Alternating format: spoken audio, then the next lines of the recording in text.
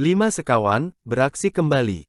Bagian 9. Mencari jalan rahasia. Keesokan harinya anak-anak tidak belajar. George kelihatan agak pucat. Ia lebih banyak berdiam diri. Tim sudah ditambatkan di kandangnya. Dari dalam rumah dapat terdengar suaranya melolong-lolong dengan sedih. Mereka semua kasihan padanya. Wah George, sayang hal-hal seperti ini harus terjadi, kata Dick.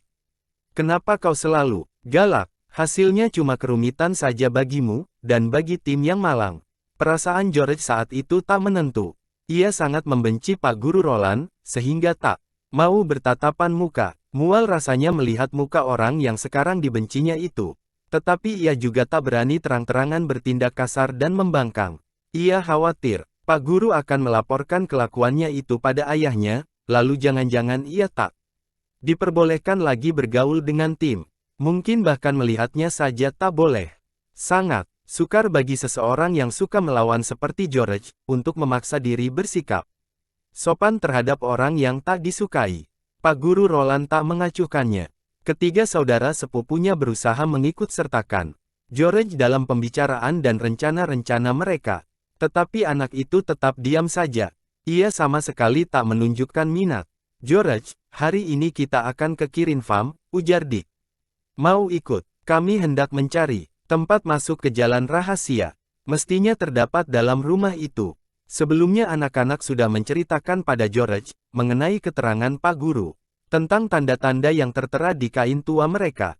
Ketiga saudara sepupunya bergairah sekali, walau keasyikan perayaan Natal menyebabkan mereka melupakannya untuk sementara waktu. Ya, tentu saja aku mau ikut, jawab George. Mukanya tak sesuram sebelumnya. Kita ajak tim, karena dia pasti ingin jalan-jalan. Tetapi ketika George mendengar bahwa Pak Guru Roland juga ikut, seketika itu juga ia berganti pikiran. Biar diupah seberapapun, ia tak mau pergi bersama orang itu. Tidak, ia tidak mau. Lebih baik berjalan-jalan sendirian, dengan tim. Kenapa kau tiba-tiba tidak mau lagi, George? Bayangkan keasyikan kita nanti, mencari tempat masuk ke jalan rahasia, ujar Julian seraya memegang lengan saudara sepupunya. Itu, George menyentakkan lengannya. Aku tak mau, jika Pak Guru ikut, katanya berkeras kepala. Saudara-saudaranya menyadari bahwa tak ada gunanya berusaha membujuk anak yang sedang merajuk itu. Aku akan jalan-jalan sendiri dengan tim, kata George. Kalian pergi saja dengan Pak Guru kalian yang tersayang. George keluar bersama tim. Ketiga saudaranya melihat anak perempuan itu berjalan seorang diri di jalan kebun. Mereka merasa sedih dan bingung. George semakin tersisih, sedang mereka sama sekali tak berdaya untuk memperbaiki suasana. Nah, kalian sudah siap semua? Tanya Pak Guru. Berangkat sajalah duluan. Aku masih ada urusan sebentar di desa. Karenanya ketiga anak itu lantas berangkat. Mereka sangat menginginkan George ada bersama mereka, tetapi anak itu tak nampak batang hidungnya. Pak Sanders serta istrinya senang sekali melihat ketiga anak itu datang. Mereka diajak duduk di dapur yang luas, dan diberi hidangan roti jahe yang masih hangat dan susu panas. Nah, apakah kalian bermaksud hendak menemukan barang-barang tersembunyi lagi? Tanya Ibu Sanders sambil tersenyum ramah. Ibu mengizinkannya, tanya Julian. Kami mencari sebuah kamar yang menghadap ke timur. Berlantai batu, dan dindingnya dilapisi dengan papan. Semua kamar di tingkat bawah lantainya dari batu, kata Ibu Sanders. Cari saja kalau kalian mau, nak. Aku tahu, kalian takkan merusak apa-apa. Tapi jangan masuk ke kamar di atas yang ada lemari berdinding palsu ya. Dan juga jangan masuk ke kamar sebelahnya. Karena kedua kamar itulah yang ditempati kedua seniman tamuku. Baiklah, kata Julian. Sebetulnya, ia agak menyesal, karena tidak bisa lagi bermain dalam lemari yang mengasyikkan itu. Pelukis-pelukis itu sudah datang, Bu. Aku kepingin ngobrol dengan mereka, mengenai lukisan-lukisan.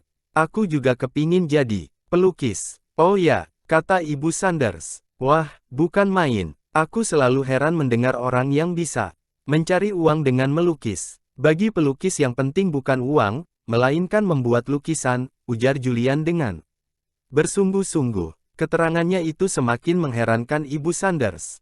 Ia tertawa, sambil menggeleng. Seniman memang aneh, katanya. Sudahlah, kalian pergi saja mencari barang yang ingin kalian temukan. Tapi hari ini kau tak bisa ngobrol dengan kedua seniman itu, Master. Julian, mereka sedang keluar. Sesudah selesai makan dan minum, anak-anak bangkit. Mereka agak bingung, di mana harus mulai mencari. Mereka harus menemukan sebuah kamar, atau kamar-kamar yang menghadap ke timur. Itu yang pertama-tama harus mereka lakukan. Bagian sebelah mana dari rumah ini yang menghadap ke timur, Bu?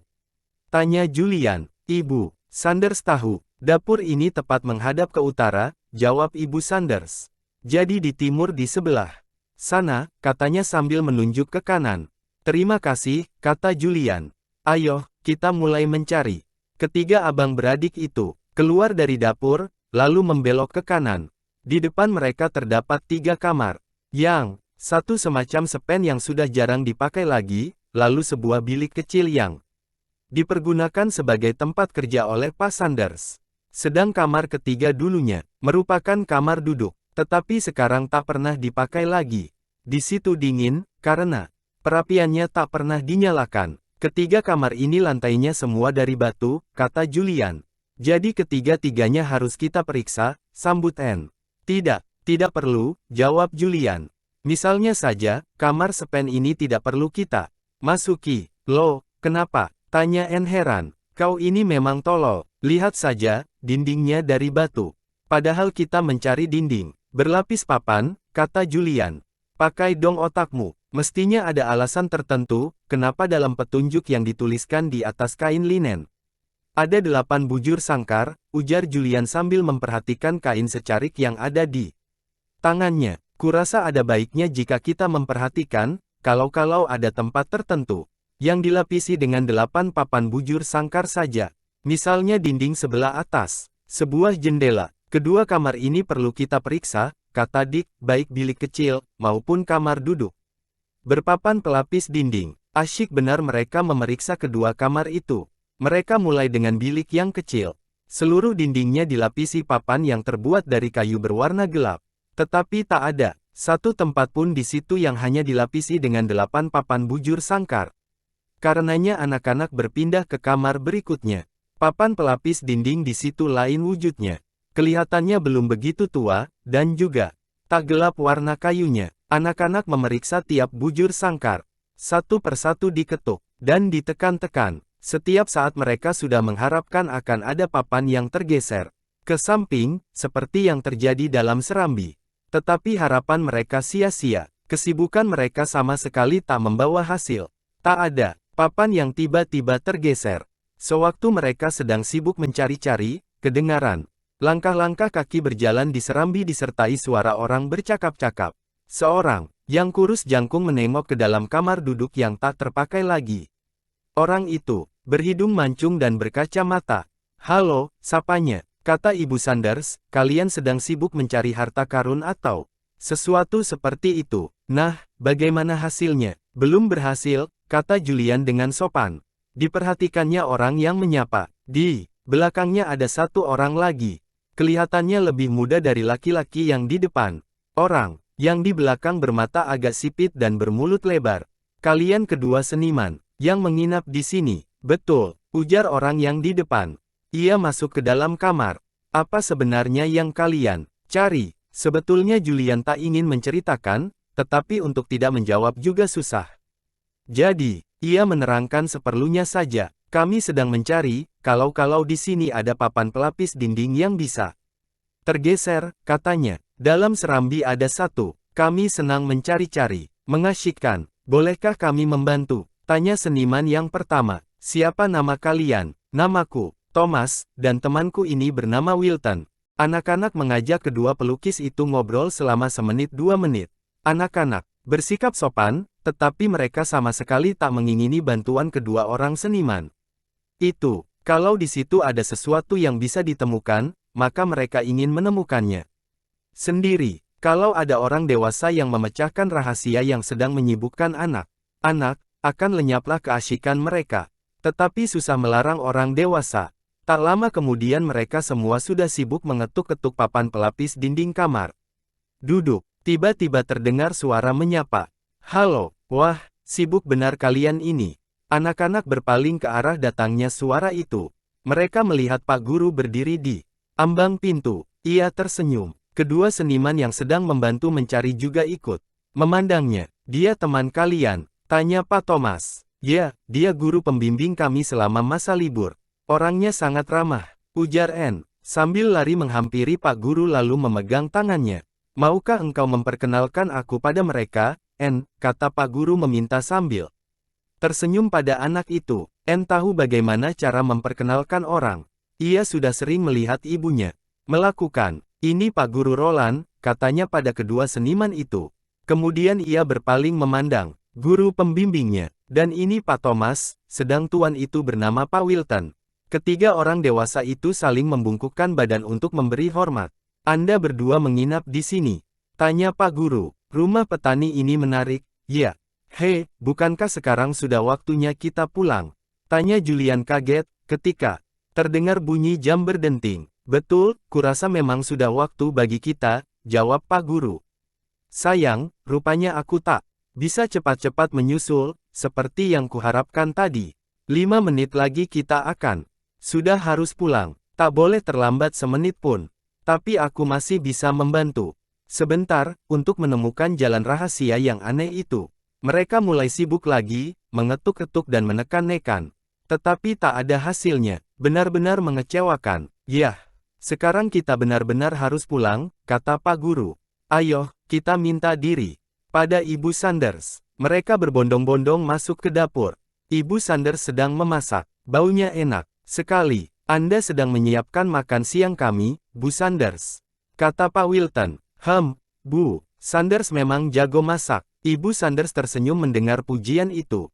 Kemudian ia berpaling dan memandang anak-anak. Nah, kalian berhasil menemukan yang dicari? Tanyanya. Tidak, kata Pak Guru, sebelum anak-anak sempat membuka mulut. Kami tak berhasil menemukan jalan rahasia. Jalan rahasia? Tanya Ibu Sanders dengan heran. Loh, kalian tahu mengenainya? Kukira, hal itu sudah lama dilupakan orang.